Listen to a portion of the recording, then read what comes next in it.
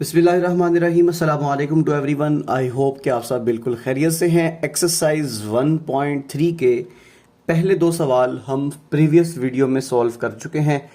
So students, आज की इस वीडियो में हम एक्सरसाइज 1.3 का क्वेश्चन नंबर 3, 4 और 5 जो है वो सिंप्लीफाई करने जा रहे हैं। तो वीडियो को एंड तक ज़रूर देखिएगा ताकि इन क्वेश्चंस में अगर आपको कोई प्रॉब्लम फेस करना पड़ती है तो आपको अच्छे तरीके से समझ में आ जाए। तो चलते हैं जी, हमेशा की तरह पहले क्वेश्चन की स्टेटमेंट को पढ़ लेते हैं और उसके बाद वन बाय वन इनको सिंप्लीफाई करते हैं। सो क्वेश्चन नंबर 3 में कहा गया कि a rectangle has sides of length जो कि 2 प्लस अंडर रूट 18 मीटर है, और दूसरी जो आपके पास साइड आ रही है वो 5 minus 4 divided by under root 2। So ये आपके पास फर्ज कर लें लेंथ आ गई और ये क्या आ गई, विड्थ आ गई या फिर ब्रेथ आ गई।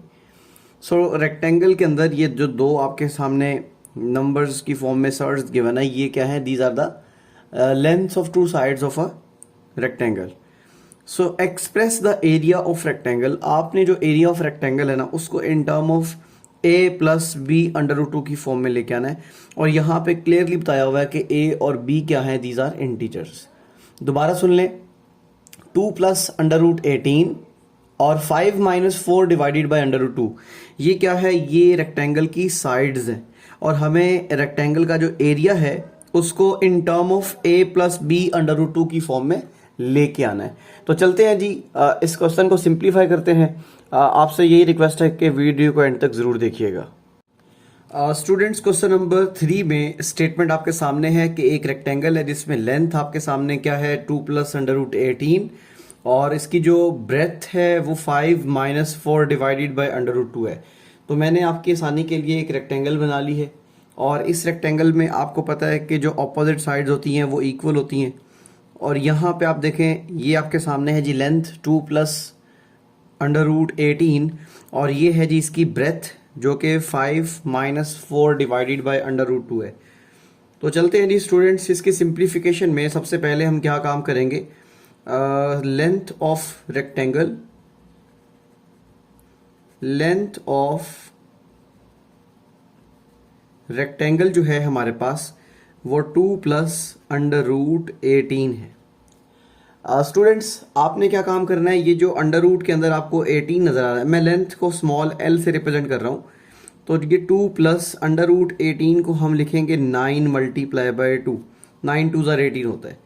अब इसके नेक्स्ट स्टेप में आपने क्या काम करना है, 9 को रेडिकल साइन के साथ सेपरेटली लिख देना है और अंडर रूट 2 को सेपरेटली लिख देना है, और यूं आपके सामने जो लेंथ ऑफ रेक्टेंगल आएगी वो अंडर रूट 9 को आप 3 लिखेंगे, 2 प्लस 3 टाइम्स अंडर रूट 2 आ जाएगी, और ये आपके पास क्या बन गई, लेंथ ऑफ रेक्टेंगल। अब आपने स्टूडेंट्स यहाँ पे ब्रेथ ऑफ रेक्टेंगल यहाँ पे बनानी है। Breadth of rectangle, breadth of rectangle जो है हमारे पास वो स्मॉल b से रिप्रेजेंट की जा रही है, और 5 minus 4 divided by under root 2 metres के इक्वल है। अब आपने यहाँ पर भी यही काम करना है स्टूडेंट्स, ये b एज इट इज़ आ जाएगा, ये 5 माइनस 4 को मैं लिखूंगा 2 मल्टीप्लाई बाई 2, और डिनोमिनेटर में ये अंडर रूट 2 आ जाएगा। अच्छा जी स्टूडेंट्स, अब आपने क्या काम करना है, यहाँ पे जो ये जो 2 है ना, आप इस 2 को यूं भी लिख सकते हैं कि under root 2 multiply by under root 2। Under root 2 को जब अंडर रूट 2 से मल्टीप्लाई करेंगे तो वो 2 के इक्वल ही आएगा। सो 5 माइनस ये वाला 2 एज इट इज़ आ गया, और इस 2 की जगह पे मैं under root 2 multiply by under root 2 लगाऊंगा, और डिनोमिनेटर में पहले से मौजूद है अंडर रूट 2। अब आपने क्या काम करना है, इस एक अंडर रूट 2 को कैंसिल कर देना है। कैंसिलेशन के बाद आपके सामने बचेगा 5 माइनस 2 अंडर रूट 2 जो कि ब्रेथ ऑफ रेक्टेंगल आ गई। आई होप यहाँ तक आपको समझ में आ गया कि हमने जो लेंथ ऑफ रेक्टेंगल है उसको किस तरीके से सिंप्लीफाई किया, और जो ब्रेथ ऑफ रेक्टेंगल है उसको कैसे हमने सिंप्लीफाई किया। स्टूडेंट्स, अब हम जानते हैं कि एरिया ऑफ रेक्टेंगल जो है वो लेंथ मल्टीप्लाई बाय ब्रेथ के इक्वल होता है। स्टूडेंट्स, यहाँ पे फॉर्मूला में लिख रहा हूँ कि area of rectangle is length multiply by breath. आपने लेंथ और ब्रेथ को मल्टीप्लाई करना है तो वो क्या बनेगा, एरिया ऑफ रेक्टेंगल। एरिया के लिए मैं कैपिटल ए लिख रहा हूं, लेंथ की जगह पे हम पुट करेंगे 2 + 3 √2। सो 2 + 3 √2 यहाँ पे लेंथ आ गई, और ब्रेथ की जगह पे आएगा 5 - 2 √2। आई होप यहाँ तक आपके लिए कोई प्रॉब्लम नहीं है, आप सारी चीज़ें जो समझ चुके हैं इजीली और इनको करने के काबिल भी हैं। अब आपने क्या काम करना है, इन टू सर्ड्स को मल्टीप्लाई करना है। ये भी बाइनोमियल सर्ड है, ये भी बाइनोमियल सर्ड है। अब हमने जस्ट इनको क्या करना है, मल्टीप्लाई करना है। तो स्टूडेंट्स सबसे पहले हम क्या काम करेंगे, इस 2 को 5 से मल्टीप्लाई करेंगे। तो 2 × 5 क्या आएगा, 10। जब आप 2 को 5 से मल्टीप्लाई करेंगे तो यहाँ पे आपको 10 मिल जाएगा। और इसी तरह जब आप ये जो 2 को -2 √2 से मल्टीप्लाई करेंगे, सेकेंड टर्म से मल्टीप्लाई करेंगे, तो 2 × 2 4 हो जाएगा। तो यहाँ पे -4 √2 आ जाएगा। अब आपने क्या काम करना है स्टूडेंट्स, इस 3 √2 को 5 से मल्टीप्लाई करना है। 3 × 5 15 होता है, तो यहाँ पे +15 √2 आ जाएगा। और उसके बाद यहाँ पे जो आपके सामने 3 √2 को हम सेकेंड टर्म से मल्टीप्लाई करेंगे, तो प्लस माइनस 3 × 2 6, और ये साथ में √2 को जब √2 से मल्टीप्लाई करेंगे तो ये √2 का स्क्वायर बन जाएगा। आई होप यहाँ तक भी आपको समझ में आ गया कि एरिया ऑफ रेक्टेंगल जो है वो हमने यहाँ तक सिंप्लीफाई कर लिया। अब आपने क्या काम करना है स्टूडेंट्स, यहाँ पे 10 लिख देना है, ठीक है। ये +15 √2 मैंने पहले लिख दिया और -4 √2 मैंने बाद में लिख दिया। अब ये -6 एज इट इज़ आ गया, और ये स्क्वायर जब स्क्वायर रूट से कैंसिल हो जाएगा तो यहाँ पे मल्टीप्लिकेशन में 2 आ जाएगा। स्टूडेंट्स अब आपने क्या काम करना है, ये 10 एज इट इज़ लिख दिया। इन दोनों में से आपने √2 कॉमन निकाल लिया। 15 √2 -4 √2 में से √2 कॉमन निकाल लिया, तो 15 - 4 आ जाएगा। और यहाँ पे 6 × 2 12 आ जाएगा। अब आपने क्या काम किया, 15 में से 4 को जब निकाल दिया तो 11 √2 आ जाएगा। 11 √2 एज इट इज़, और यहाँ पे 10 आ जाएगा, और ये -12। 12 चूंकि बड़ी वैल्यू है, 10 छोटी वैल्यू है, तो 10 जब माइनस किया जाएगा 12 में से तो 2 आ जाएगा और बड़ी वैल्यू का साइन लगेगा, और ये 11 टाइम्स √2 आ जाएगा। अगर आप इसको अरेंज कर लें, सो 11 टाइम्स √2 -2, ये है आपके सामने एरिया ऑफ रेक्टेंगल। और स्टूडेंट्स ये मीटर स्क्वायर की फॉर्म में आएगा। आप चाहें तो इस फॉर्मेशन में भी लिख सकते हैं, एरिया ऑफ रेक्टेंगल, ठीक है, जो कि मीटर स्क्वायर की फॉर्म में आपके पास, या तो ये इसका आंसर कंसीडर कर लें, ये भी ठीक है, क्योंकि आपने जो आंसर निकालना था वो a + b √2 की फॉर्म में निकालना था। क्वेश्चन में आपको बताया गया कि आपने जो आंसर निकालना है वो a + b √2 की फॉर्म में निकालना है। तो a की जगह पे -2 आ गया और b की जगह पे 11 आ गया, तो यहाँ पे ये है इसका आंसर। आई होप ये क्वेश्चन आपको समझ में आ गया, इसमें जो भी प्रॉब्लम्स थी आपकी क्लियर हो चुकी हैं। आइए चलते हैं हम इसके क्वेश्चन नंबर 4 को सिंप्लीफाई करते हैं। स्टूडेंट्स क्वेश्चन नंबर 4 की स्टेटमेंट भी ये है कि find 2 numbers whose sum is 68। आपने 2 नंबर्स को फाइंड करना है जिनका जो सम है 68 आता है और उनका जो डिफरेंस है वो 22। सम का मतलब होता है ऐड करना। आपने ऐसे 2 नंबर्स फाइंड करने हैं जिनको जमा करने से 68 आएगा और उनको माइनस करने से 22 आएगा। आइए चलते हैं क्वेश्चन नंबर 4 को सिंप्लीफाई करते हैं और वो 2 नंबर्स को फाइंड करते हैं जिनको जमा करने से 68, यानी जिनका सम 68 आएगा और इनका डिफरेंस जो है वो 22 आएगा। स्टूडेंट्स क्वेश्चन आपको स्टेटमेंट की हद तक तो समझ में आ गया, तो इसके सॉल्यूशन में हमें पहले लेट करना पड़ेगा कि वो कौन से 2 नंबर्स हैं जिनका सम जो है वो 68 है और जिनका डिफरेंस जो है वो 22 है। सो हम लेट कर लेते हैं, let x and y। Students यहाँ पे x और y जो है ना, ये क्या है, आर 2 नंबर्स।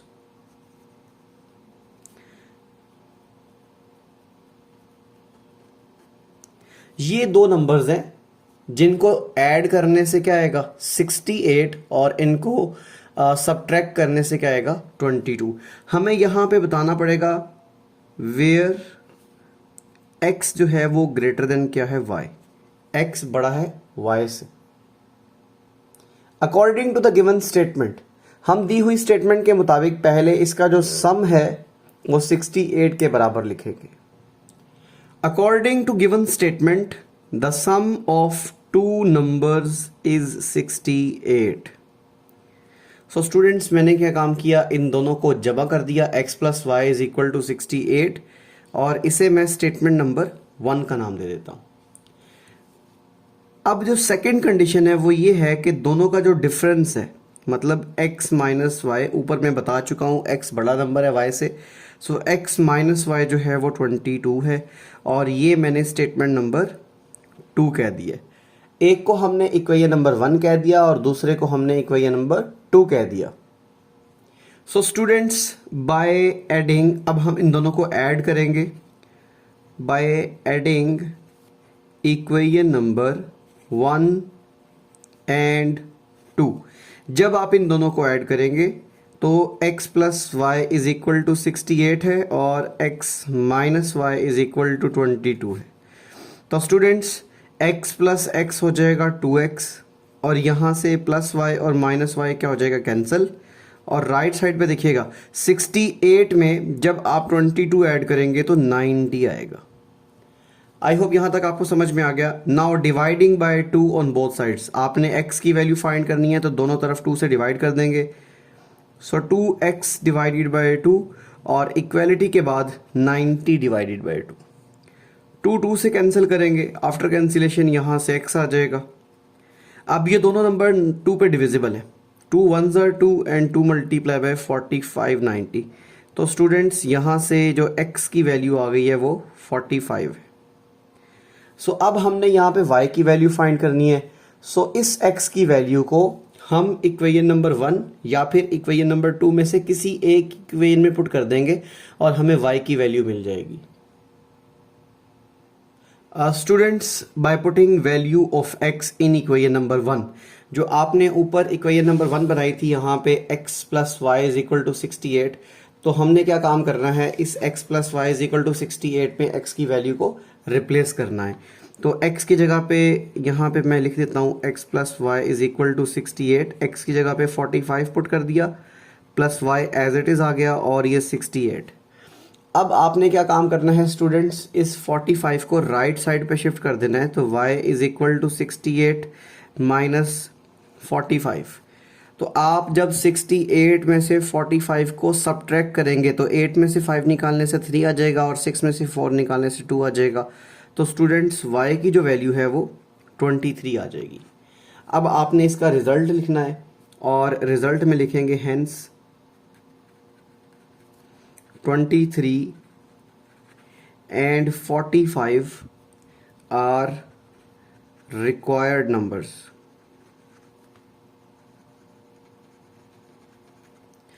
ओके स्टूडेंट्स, तो मुझे उम्मीद है कि ये क्वेश्चन भी आपको समझ में आ गया। इस क्वेश्चन में अगर आपके सामने कोई प्रॉब्लम थी तो वो क्लियर हो चुकी है। अगर आपको ये वीडियोस अच्छी लगती हैं तो ज़रूर लाइक किया करें। लाइक करने से हमें थोड़ी सी, आप कह लें कि हौसला अफजाई होती है, ताकि हम और एफर्ट्स के साथ आप लोगों के लिए वीडियोस बनाएं। कमेंट सेक्शन में ज़रूर बता दिया करें कि आप मज़ीद किन वीडियोस को, किन टॉपिक के ऊपर वीडियोस को समझना चाहते हैं, और इन वीडियोस को अपने उन तमाम दोस्तों तक ज़रूर शेयर करें जो कोचिंग क्लासेस में नहीं जाते। आइए चलते हैं जी, इसके क्वेश्चन नंबर 5 को सिंप्लीफाई करते हैं, और क्वेश्चन नंबर 5 के बाद फिर नेक्स्ट वीडियोज़ में हम क्वेश्चन नंबर 6, 7 और 8, 9 को सिंप्लीफाई करेंगे। स्टूडेंट्स, क्वेश्चन नंबर 5 की स्टेटमेंट आपके सामने है। The weather in Lahore was unusually warm during the summer of 2024। इसका मतलब ये हुआ कि जो 2024 में गर्मियों के मौसम में जो लाहौर का वेदर है, मौसम है, वो क्या होता है, गर्म होता है। ठीक है, उसके बाद ये कहा गया द टीवी, नेक्स्ट पेज के ऊपर देखिएगा, the TV news reported temperature as high as 48 degree Celsius. तो टीवी के मुताबिक, उसकी न्यूज़ के मुताबिक जो मैक्सिमम टेम्परेचर जो रिकॉर्ड किया गया वो है जी 48 degree Celsius. So by using this formula आपने ये वाला फॉर्मूला यूज करना है, F is equal to 9 divided by 5 degree Celsius plus 32। जब आप डिग्री सेल्सियस से फ़ारेनहाइट स्केल में आप चेंज करते हैं तो ये वाला रिलेशन यूज़ करते हैं। F ये जो है ना, F ये रिप्रेजेंट करता है डिग्री फ़ारेनहाइट स्केल को, और ये जो एक्सप्रेशन है ये 9 divided by 5 degree Celsius plus 32, ये बेसिकली आपके पास एक ऐसा रिलेशन है जिससे आप डिग्री सेल्सियस को फ़ारेनहाइट स्केल में और फ़ारेनहाइट स्केल को आप डिग्री सेल्सियस में कन्वर्ट कर सकते हैं। तो ये कहा गया कि बाय यूजिंग दिस फॉर्मूला आपने इस फॉर्मूला को यूज़ करना है, find the temperature as Fahrenheit scale. तो स्टूडेंट्स आपने फ़ारेनहाइट स्केल में इसका टेम्परेचर जो है वो फाइंड करना है। तो आइए चलते हैं जी 48 डिग्री, ये जो हमारे पास उसने मेंशन किया हुआ है ना, ये डिग्री सेल्सियस की रीडिंग है। आप इसको यहाँ पे जस्ट रिप्लेस करेंगे और इसका आंसर फाइंड आउट करेंगे। स्टूडेंट्स क्वेश्चन नंबर 5 की स्टेटमेंट मैंने यहाँ पे जस्ट एज अ आप कह लें कि हिंट लिख दी है कि टेम्परेचर जो समर सीज़न में लाहौर का मैक्सिमम रिकॉर्ड किया गया टीवी न्यूज़ कास्ट के रिगार्डिंग वो 48 डिग्री सेल्सियस था। तो चलते हैं जी इसके सॉल्यूशन में, जो चीज़ें पहले हमें गिवन है वो लिख लेते हैं और उसके बाद उसकी कैलकुलेशन करते हैं। सो सॉल्यूशन में आप लिखेंगे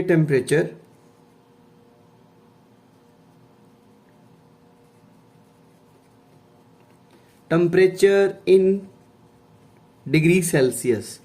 तो स्टूडेंट्स जो टेम्परेचर आपके सामने डिग्री सेल्सियस में है वो 48 डिग्री सेल्सियस या फिर डिग्री सेंटीग्रेड आप कह सकते हैं। तो स्टूडेंट्स यहाँ पे जो फॉर्मूला हमें गिवन है वो फॉर्मूला कुछ इस तरह से है कि degree Fahrenheit scale is equal to 9 divided by 5 degree centigrade plus 32।